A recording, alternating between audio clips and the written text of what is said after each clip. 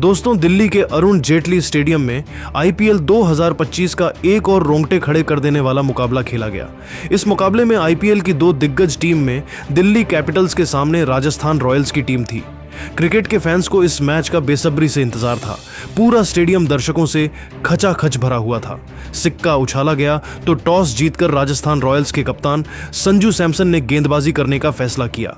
वहीं इस मुकाबले में दिल्ली कैपिटल्स को पहले बल्लेबाजी करने का मौका मिला। दिल्ली की तरफ से पारी की शुरुआत करने के लिए उनके दो विस्फोटक बल्लेबाज फ्रेजर और अभिषेक पोरेल की खतरनाक जोड़ी मैदान पर उतरी। दोनों बल्लेबाजों के कंधों पर अपनी टीम को अच्छी शुरुआत दिलाने की जिम्मेदारी थी। वहीं राजस्थान रॉयल्स की तरफ से पहले ओवर में गेंदबाजी करने के लिए आए तेज गेंदबाज जोफ्रा आर्चर अपने खतरनाक गेंदबाजी से दोनों बल्लेबाजों को परेशान कर रहे थे। तीसरी गेंद पर फ्रेजर ने शानदार चौका लगाया और चौके के साथ अपनी टीम का खाता खोला। चौथी गेंद को भी फ्रेजर ने चौके में तब्दील कर दिया।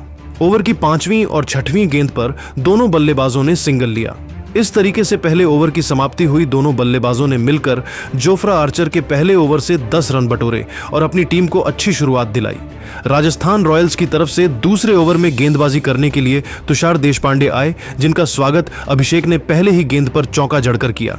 अगली गेंद को भी उन्होंने चौके में तब्दील कर दिया। इसके बाद भी अभिषेक का बल्ला रुकने का नाम ही नहीं लिया और तीसरी गेंद पर जबरदस्त छक्का लगाते हुए अपनी टीम के स्कोर को तेजी से आगे बढ़ाया। तुषार देशपांडे के चेहरे पर दबाव साफ झलक रहा था। अभिषेक पोरेल ने तुषार देशपांडे की इसी ओवर की चौथी और 5वीं गेंद पर भी शानदार चौका लगाकर तुषार देशपांडे की जमकर कुटाई कर दी।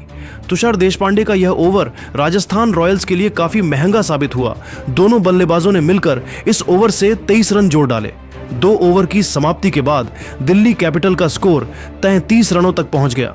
दोनों बल्लेबाज पूरी तरीके से सेट हो चुके थे और तेजी से रन बटोरते हुए अपनी टीम के स्कोर को आगे बढ़ा रहे थे। वहीं राजस्थान रॉयल्स को विकेट की तलाश थी। तीसरे ओवर में विकेट की तलाश में गेंदबाजी करने के लिए एक बार फिर से जोफ्रा आर्चर आए। दोनों बल्लेबाजों को जोफ्रा आर्चर की गेंद बिल्कुल भी नहीं समझ में आ रही थी और वह संभल कर खेल रहे थे। अभिषेक और फ्रेजर को एक एक रन बनाना काफी मुश्किल हो रहा था। तभी तीसरी गेंद पर जोफ्रा आर्चर ने फ्रेजर को अपने जाल में फंसाया और यशस्वी जायसवाल के हाथों कैच आउट कराकर दिल्ली कैपिटल्स को तगड़ा झटका दे दिया और अपनी टीम को पहली सफलता दिलाई। फ्रेजर अपनी टीम के लिए सिर्फ 9 रन बनाकर बेहद निराश मन से पवेलियन लौट गए। इस तरीके से दिल्ली कैपिटल्स की टीम ने 34 रनों के स्कोर पर ही अपना पहला विकेट गंवा दिया। रेजर के आउट होने के बाद अभिषेक का साथ देने के लिए मैदान पर दिल्ली कैपिटल्स के पिछले मुकाबले के हीरो करुण नायर बल्लेबाजी करने के लिए मैदान पर आ चुके थे। क्रिकेट के फैंस करुण नायर के बल्लेबाजी को देखने के लिए बहुत ही ज्यादा उत्साहित थे। जोफ्रा आर्चर ने खतरनाक गेंदबाजी करते हुए तीसरे ओवर से सिर्फ 1 रन खर्च करके अपनी टीम को पहली सफलता दिला डाली। 3 ओवर के बाद दिल्ली का स्कोर 1 विकेट के नुकसान पर 34 रन बन पाया। चौथे ओवर में राजस्थान रॉयल्स की गेंदबाजी में बदलाव देखने को मिला और इस बार संजू सैमसन ने गेंदबाजी करने के लिए संदीप शर्मा को बुला लिया। संदीप शर्मा की पहली गेंद को अभिषेक ने हिट किया और सिंगल चुराने के चक्कर में करुण नायर रन आउट हो गए। करुण नायर बिना खाता खोले ही पवेलियन लौट गए, लेकिन अभिषेक अभी भी मैदान पर डटे हुए थे और उनके साथ देने के लिए मैदान पर केएल राहुल उतर चुके थे। संदीप शर्मा ने जबरदस्त गेंदबाजी करते हुए अपने इस ओवर से 3 रन देकर अपनी टीम को दूसरी सफलता दिला डाली। 4 ओवर की समाप्ति के बाद दिल्ली का स्कोर 2 विकेट के नुकसान पर 37 रन बन पाया। इस तरीके से राजस्थान के गेंदबाजों ने अपनी खतरनाक गेंदबाजी से दिल्ली कैपिटल्स के तेजी से आगे बढ़ते स्कोर पर ब्रेक लगा दिया। दिल्ली की टीम को एक अच्छी साझेदारी की जरूरत थी। 5वें ओवर में राजस्थान के कप्तान संजू सैमसन ने एक बार फिर से गेंदबाजी में बदलाव किया और इस बार मनीष दीक्षाना के हाथों में गेंद को थमा दिया। मनीष दीक्षाना अपने गेंदबाजी से दोनों बल्लेबाजों को चकमा दे रहे थे, लेकिन चौथी गेंद पर के एल राहुल ने चौका लगाकर अपनी टीम के स्कोर को तेजी से आगे बढ़ाया। 5 ओवर की समाप्ति के बाद दिल्ली कैपिटल का स्कोर 2 विकेट के नुकसान पर 42 रनों तक पहुंच गया। राजस्थान रॉयल्स की तरफ से पावर प्ले के अंतिम ओवर में गेंदबाजी करने के लिए संदीप शर्मा आए। संदीप शर्मा की खतरनाक गेंद दोनों बल्लेबाजों को ठीक से समझ में नहीं आ रही थी, लेकिन केएल राहुल और अभिषेक ने समझदारी से काम लिया और सिंगल के साथ रन बटोरते हुए अपनी टीम के स्कोर को पावर प्ले के 6 ओवरों में 46 रनों तक पहुंचा दिया।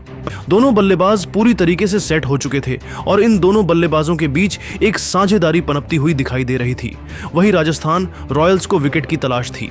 पावर प्ले की समाप्ति के बाद 7वें ओवर में गेंदबाजी करने के लिए कप्तान संजू सैमसन ने तुषार देशपांडे को भेजा, जिनका स्वागत के एल राहुल ने पहली गेंद पर सिंगल लेकर किया और स्ट्राइक अभिषेक को दे दिया।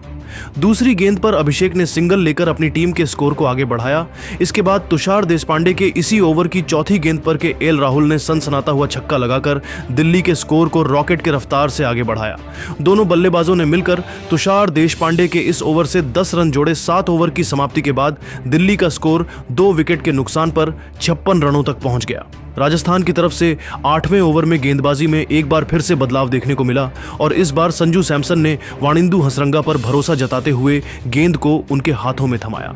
वाणिंदु हसरंगा की खतरनाक गेंद दोनों बल्लेबाजों को बिल्कुल भी समझ में नहीं आ रही थी और दोनों बल्लेबाज संभल कर अपना विकेट बचा रहे थे। अभिषेक और केएल राहुल को वाणिंदु हसरंगा के ओवर में सिंगल लेकर काम चलाना पड़ा। 8 ओवर की समाप्ति के बाद दिल्ली कैपिटल का स्कोर 60 रनों तक पहुंच गया। दिल्ली कैपिटल का स्कोर तेजी से आगे बढ़ रहा था। वहीं राजस्थान रॉयल्स को लगातार विकेट की तलाश थी। 9वें ओवर में राजस्थान के कप्तान संजू सैमसन ने रणनीति बनाई और गेंदबाजी करने के लिए महेश दीक्षाना के हाथों में गेंद को थमाया, लेकिन केएल राहुल ने ओवर की दूसरी गेंद पर जबरदस्त चौका लगाते हुए अपनी टीम के स्कोर को रॉकेट के रफ्तार से आगे बढ़ाया। दोनों बल्लेबाजों ने मिलकर 9वें ओवर से 9 रन जोड़ते हुए दिल्ली के स्कोर को 69 रनों तक पहुंचा दिया। महेश को देखने से स्पष्ट दिख रहा था कि अभी तक यह मुकाबला बराबरी पर चल रहा है। 10वें ओवर में राजस्थान के कप्तान संजू सैमसन ने नई रणनीति बनाई है और विकेट के तलाश में फिर से गेंदबाजी करने के लिए वाणिंदु हसरंगा को भेजा। इस बार भी केएल राहुल और अभिषेक को सिंगल डबल लेकर ही संतोष करना पड़ा, लेकिन जाते जाते ओवर की आखिरी गेंद पर अभिषेक ने चौका जड़कर अपनी टीम के स्कोर को तेजी से आगे बढ़ाया। 10 ओवर की समाप्ति के बाद दिल्ली का स्कोर 2 विकेट के नुकसान पर 76 रनों तक पहुंच गया।